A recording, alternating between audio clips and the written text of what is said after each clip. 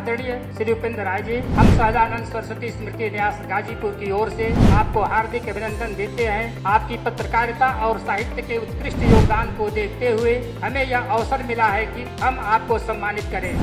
जो 24 घंटे का समय है वो भी आपके काम करने के लिए कम पड़ता है, और इन विषम परिस्थितियों में भी जब आप समय निकालकर अपने मित्र को याद करते हुए आप मुख्य अतिथि के रूप में यहाँ उपस्थित होते हैं, तो पूरे जनपद की तरफ से मैं आपका हार्दिक अभिनंदन और स्वागत करता हूँ।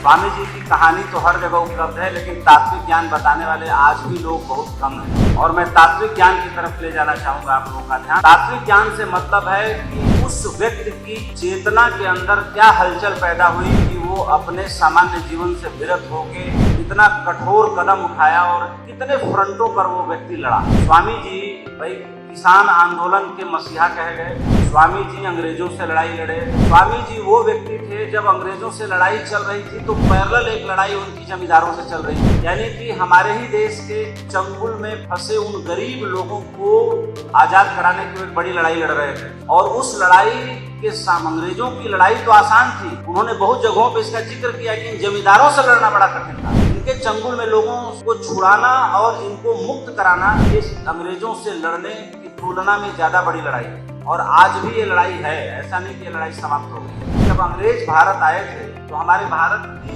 जीडीपी, जो वर्ल्ड की जीडीपी थी उस वक्त, उसमें हमारा योगदान कितना था?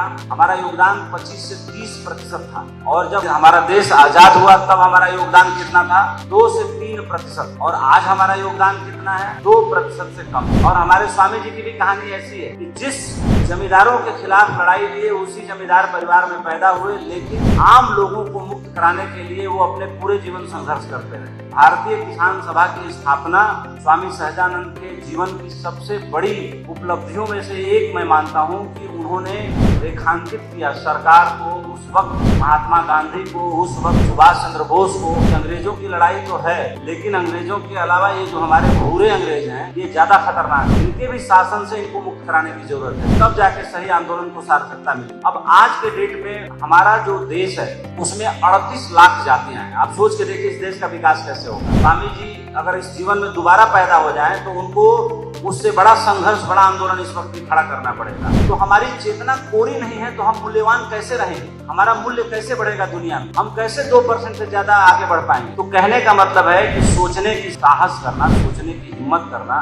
ये अगर कभी सुभाष चंद्र बोस ने किया और आजाद हिंद सेना बना दी, हमारे स्वामी जी ने सोचने का साहस किया और गाजीपुर के देवा गांव से उनके पूरे विश्व पटल पे छाए अपने समय में। और जब वो मरे तो श्री कृष्ण बाबू उनको कंधा देने गए थे, जो बिहार के मुख्यमंत्री, पहला कंधा श्री कृष्ण बाबू अगली कतार में। और जब पटना में 26 जून 1950 को उनका देहांत हुआ तो उस टाइम श्री कृष्ण बाबू हम लोगों के समाज के ही थे, मुख्यमंत्री थे बिहार के। उन्होंने स्वामी जी की विदाई बड़ी धूमधाम से करी। इससे पता चलता है कि श्री कृष्ण बाबू का नाम हम लोग आज भी लेते हैं। तो एक गहरे संवेदनशील व्यक्ति और एक संवेदनशील व्यक्ति विदाई कैसे होनी चाहिए ये उन्होंने सुनिश्चित किया। तो कहने का मतलब है कि स्वामी जी ने तो अपना जीवन जी लिया, वो करके चले गए, बता के चले गए, वो इतिहास हमारे सामने है। लेकिन उसके आगे की कहानी क्या है, उसकी प्रासंगिकता क्या है? उसकी प्रासंगिकता ये है, हमारे पास पूरे स्वामी जी हैं, गाजीपुर के हैं, हम भी गाजीपुर के हैं, पूरे हमारे ही हैं, लेकिन 1% हमें स्वामी जी को अपने अंदर जिंदा रखना चाहिए। स्वामी जी हमारे अंदर 1% जिंदा रहे। अगर 1% स्वामी जी हमारे अंदर जिंदा रहे, हमारे अंदर देने का, लड़ने का, करने का, जगने का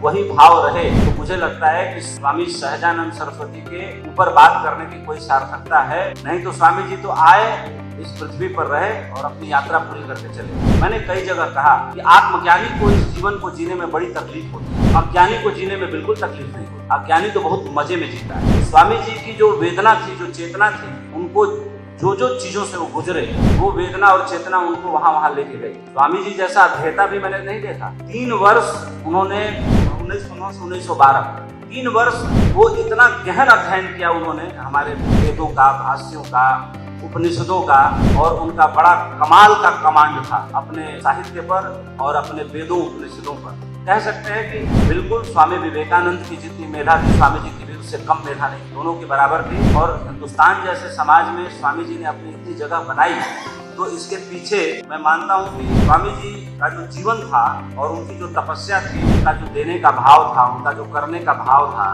उन्होंने हर एक कुरीति पे, अंधविश्वास पे गहरा कुठाराघात किया। कर्म कांड में स्वामी जी का गहरा विश्वास भी था और नहीं भी था। कई जगह कर्म कांडों पर, अंधविश्वासों पर बहुत खुल के बोला है स्वामी। हर सभा में जहाँ भी किसान से जुड़ी बातें थी, महात्मा गांधी ने उनको याद किया, बुलाया, सुभाष जी ने उनको याद किया, बुलाया। तो स्वामी सहजानंद सरस्वती जी ने बुद्ध को भी गहरा अध्ययन किया, महावीर को भी गहरा अध्ययन किया। स्वामी विवेकानंद तो उनके समकालीन ही थे, गांधी सुभाष उनके समकालीन ही थे, लेकिन वेद वेदांत का इतना बड़ा ज्ञानी मैं कह सकता हूँ कि बिहार समाज में, ब्रह्मर्षि समाज में मैं कह सकता हूँ कि स्वामी सहजानंद के बराबर का दूसरा नहीं पैदा हुआ। आज स्वामी सहजानंद सरस्वती इतने प्रासंगिक हैं तो अपनी जीव और अपने ज्ञान की उस लौ के कारण इतने प्रासंगिक हैं। इसी के साथ मैं अपनी बात समाप्त करता हूँ। जय हिंद, जय भारत, जय स्वामी सहजानंद सरस्वती।